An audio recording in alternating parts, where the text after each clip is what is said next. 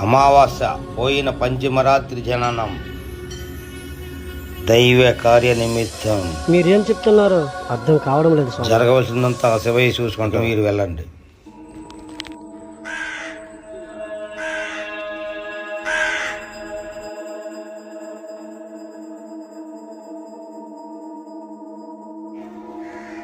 ఆ కనిపిస్తున్న గృహే దాదా నివాసం.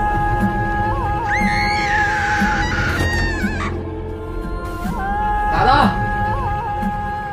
దాదా దాదా